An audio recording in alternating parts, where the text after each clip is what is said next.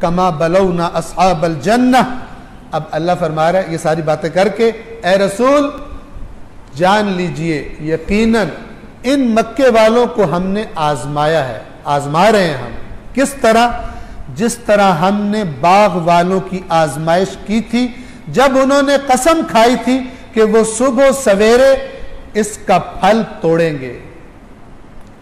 روایات میں بیان کیا گیا کہ کسی علاقے میں کسی شہر میں ایک شخص تھا بڑا نیک, اس کا ایک باغ تھا جس کا پھل بہت زیادہ اور بہت اچھا ہوتا تھا. وہ خدا کا نیک بندہ جس دن پھل توڑنے کا دن ہوتا تھا تو وہ شہر کے غریبوں اور مسکینوں میں اعلان کروا دیتا تھا, ان کو بلا لیتا تھا اور ان کو بھی اندر سے حصہ دیا کرتا تھا, ان میں بھی تقسیم کرتا تھا. اور اپنی اولاد کو بھی اس نے یہی کہا ہوا تھا کہ میں جب دنیا سے چلا جاؤں تو تم بھی غریبوں اور مسکینوں کا خیال رکھنا. وہ دنیا سے چلا گیا تو اس کے بچے جو تھے وہ زیادہ اچھے اکانومسٹ تھے, انہوں نے اقتصاد زیادہ پڑھا ہوا تھا. تو انہوں نے کہا کہ ہم نے تو غریبوں اور مسکینوں کو نہیں دینا اور ہم نے سارے کے سارے پیسے خود رکھنے, سارے کے سارے پھل خود ہم بیچیں. اتفاق سے پھل بہت اچھا ہوا. اس کو دیکھ کر اور بھی اپنے باپ کی نصیحت بھول گئے, کہا کہ نیت خراب ہوگی, کہا کہ ہم نے نہیں کرنا اس اور ان کی طرف خدا اشارہ کرے نہیں غریبوں کو نہیں دینا. تو اللہ فرما رہا ہے کہ اے رسول ان مکے والوں کو ہم نے اسی طرح آزمایا ہے جس طرح ہم نے اس باغ والوں کو آزمایا تھا. اور باغ کی داستان سے یعنی وہ بھی کہہ رہے تھے ہم نے غریبوں کو نہیں دینا, یعنی اللہ کی بات نہیں ماننی, اور سمجھ رہے تھے کہ ہم حتماً یہ پھل ہمارے ہاتھ میں ہے اور ہم اس پر قادر ہیں اور ہم اس کو کاٹیں گے اور بیچیں گے. اور پتہ تب چلا کہ جب سارا پلان کر کے یہ رات کو سوئے, رات کو اللہ کی طرف سے اس پر کوئی بلا آئی, آندھی ایسی کہ وہ ایسا ہو گیا جیسے کبھی پھل ہی نہیں آیا تھا, اس پر کٹ گئی ہر چیز اس کو. اب صبح یہ اپنے پلان کے مطابق پتہ ہی نہیں رات کو کیا ہو گیا. یہ کس کے لیے اللہ مثال دے رہا ہے؟ جو خدا کی نافرمانی کرتا ہے. اور یہاں پہ مراد کہ یہ مکے والے اے رسول آپ کی مخالفت کر رہے ہیں, ان کو ہم نے اسی طرح آزمایا ہے جس طرح ان سے پہلے اس باغ والوں کو آزمایا تھا. اب آپ توجہ فرمائیں, ہم نے انہیں اسی طرح آزمایا ہے جس طرح ہم نے باغ والوں کی آزمائش کی تھی جب انہوں نے قسم کھائی تھی کہ وہ صبح سویرے اس کا پھل توڑیں گے, اور وہ استثناء نہیں کر رہے تھے. استثناء کا مطلب کیا ہے؟ انشاءاللہ. اتنے مست تھے, جب خدا کو بندہ بھولتا ہے نا سمجھتا ہے میں ہی سب کچھ ہوں. ہم پھل کو توڑیں گے یقیناً انشاءاللہ, اگر اللہ نے چاہا. یہ نہیں کہہ رہے تھے.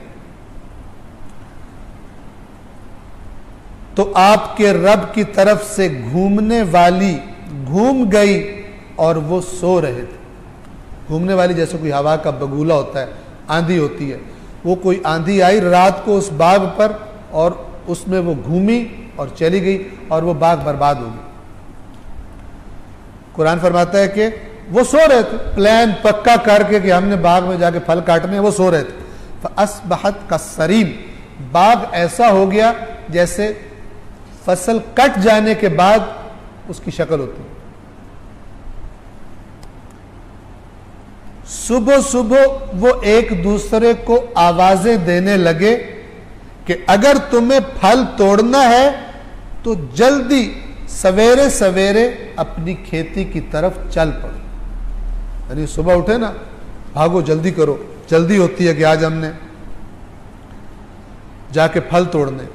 پس وہ چل پڑے اور آپس میں آہستہ آواز میں کہتے جا رہے تھے, ایک دوسرے کو آہستہ آہستہ باتیں کہتے جاتے تھے. کیا باتیں کہہ رہے تھے؟ کہ آج تمہارے پاس اس باغ میں ہرگز کوئی مسکین داخل نہ ہونے پائے.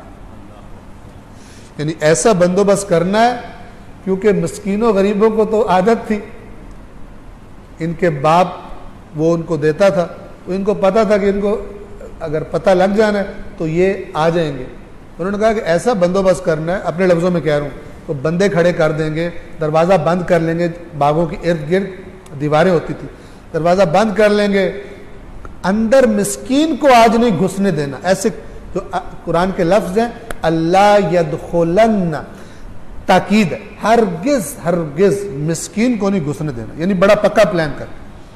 وغدوا علی حرد قادرین, چنانچہ وہ خود کو مسکینوں کے روکنے پر قادر سمجھتے ہوئے, یعنی ہمارے اندر طاقت ہے اس بات کو کنفرم سمجھتے ہوئے وہ سویرے سویرے اپنے باغ میں پہنچ گئے.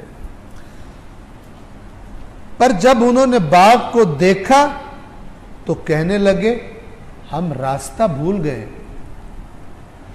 اچانک جب کوئی بڑا شوق لگتا ہے, انسان اپنی بربادی دیکھتا ہے تو اس کا جی نہیں مانتا یقین کرنے.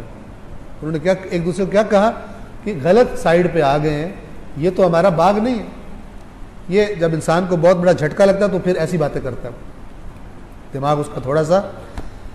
فوراً ہی کہنے لگے نہیں بلکہ ہم محروم کر دیے گئے, ہمارے ہاتھ سے یہ باغ نکل گیا, کوئی کچھ نہ کچھ باغ کے ساتھ ہو گیا.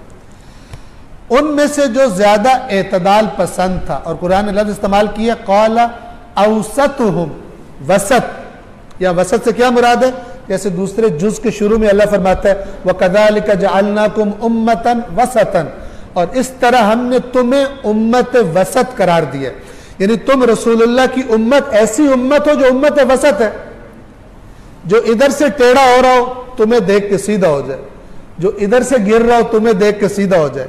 افراط و تفریط نہیں ہے, تم امت وسط ہو. اور آج امت کی حالت دیکھو, سب سے زیادہ ہم بھی ٹیڑھے ہو گئے. اللہ نے کس نگاہ سے دیکھا تھا, وَكَذَلِكَ جَعَلْنَاكُمْ, قبلہ تبدیل ہو رہا تھا تو لوگ باتیں کر رہے تھے کہ یہ قبلہ, اللہ فرما رہی ہے قبلہ تبدیل ہوگا تو تمہارے بارے میں باتیں کریں گے, بے وقوف تمہارے بارے میں باتیں کریں گے. تو اب ہم تمہیں بتا رہے ہیں کہ تم امت وسط ہو, جدھر تمہارا رخ ہوگا ادھر سب کو رخ کرنا چاہیے, کیونکہ تم آخری نبی کی امت ہو. تمہیں دیکھ کر تمہیں فالو کریں گے تو صحیح راستے پر ہوں گے. آج ہمیں فالو کر کے کون سیدھے راستے پہ آتا ہے بھائی؟ نہ دنیا ہمارے ہاتھ پلے ہے, اور دین تو آگے پتہ چلے گا کتنا ہمارے ہاتھ پلے.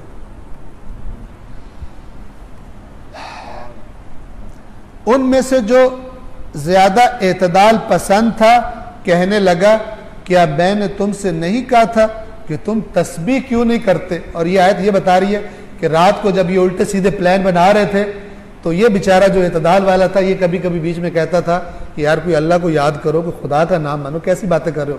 ابا کہہ کر گئے ہیں کہ غریبوں کو بھی دینا ہے تو کچھ تو چلو تھوڑا کر لو, دے دو. یہ میں اپنے لفظوں میں کہہ رہا ہوں. تو یہ جو بیچارہ اوسط تھا, اعتدال والا, اس بات سے لگ رہا ہے کہ رات کو انہیں خدا کی یاد کرا رہا تھا جب یہ پلاننگ پکی کر رہے تھے.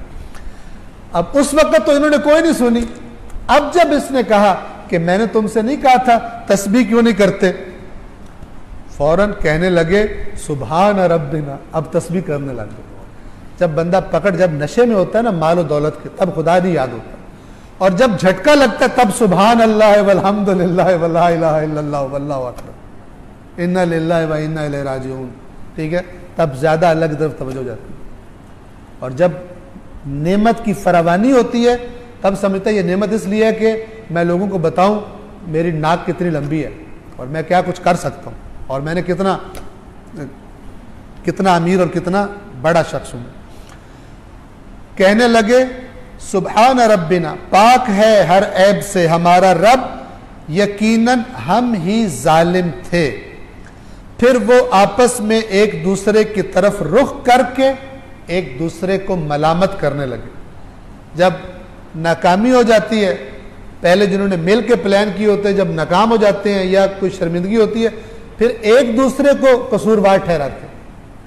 اور اللہ نے یہ تو دنیا میں دکھا رہا ہے کہ ایسا ہوتا ہے, خدا قصہ بیان فرما رہا ہے, اور آخرت میں بھی اللہ نے بتایا ہوا کہ جو برے دوست ہوں گے جو مل کے دنیا میں خرابیاں کرتے تھے اور اللہ کی نافرمانی کی محفلوں میں گویا کہ اکٹھے ہوتے تھے, قیامت کے دن ایک دوسرے کو لعنتیں کریں گے اور ایک دوسرے کو ملامت کریں گے, اور ایک دوسرے کے بارے میں اللہ سے کہیں گے یا اللہ اس کو دگنا عذاب دے, اور اللہ کی طرف سے کہا جائے گا تم دونوں کے لیے دگنا ہے, اس لیے کہ اصلاح کرنے کی مہلت تمہیں دی تھی, اگر تم نے اصلاح کرنی ہوتی تو وہیں پر کر لیتی.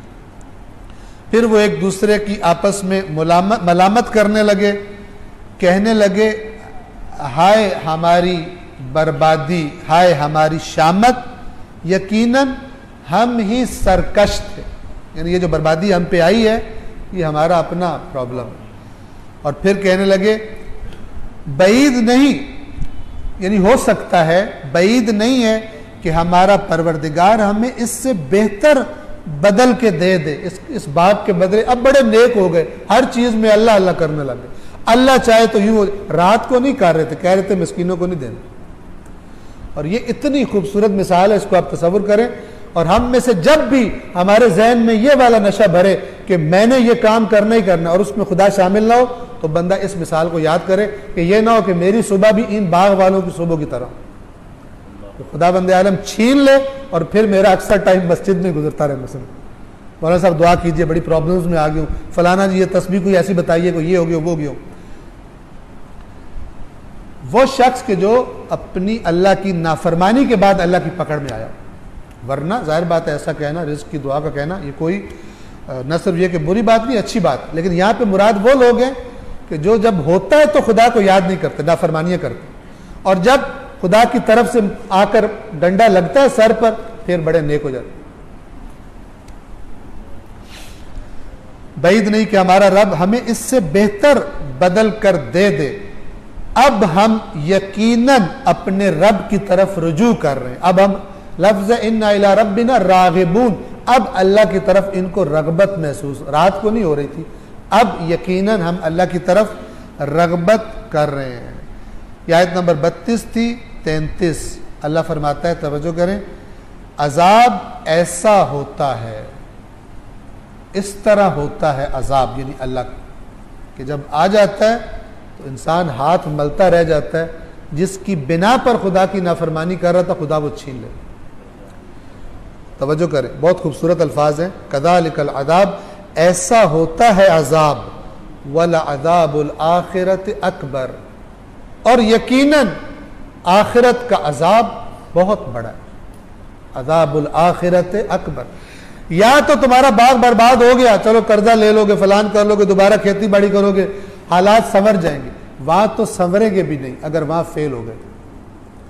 وہاں تو واپس بھی دوبارہ حل بھی نہیں چلانے دیا جائے گا.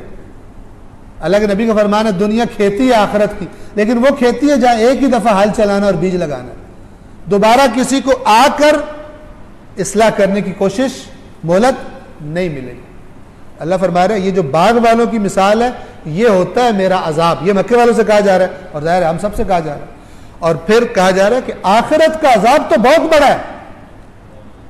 تم میرے نبی کی مخالفت کر رہے ہو، ہم تو چاہیں تو تمہاری دنیا میں بھی تم سے چھین لیں چیزیں، جیسا کہ چھن گیا پھر مکہ والوں سے، بہت ساروں سے. اور یقیناً آخرت کا عذاب تو بہت بڑا ہے. لو کانوا یعلمون، کاش یہ لوگ جان لیتے. اور اگلی آیت میں ان للمتقین عند ربہم جنات النعیم، یقیناً متقین کے لیے ان کے رب کے پاس نعمتوں بھری جنتیں ہیں. کیا ہم، یعنی اللہ، کیا ہم مسلمین کو مجرمین کی طرح کر دیں گے؟ یعنی جو دنیا میں مسلم تھے ان کو ویسے ہی نتیجہ دیں گے قیامت کے دن جیسے دنیا کے مجرم تھے. اس آیت سے مسلم کا معنی سمجھنا آسان ہے. کیوں؟ اس لیے کہ مسلم کے لفظ کو اللہ نے کس کے مقابلے میں استعمال کیا ہے؟ مجرم کے مقابلے. افنجعل المسلمین، یعنی کیا وہ لوگ کہ جو ہمارے پیغام کے آگے سر جھکا رہے ہیں ان کو ہم مجرموں کی طرح کر دیں گے جو سرکش ہے. ما لکم کیف تحکمون، تمہیں کیا ہو گیا، کیسے فیصلے کرتے. وقت ہمارا تمام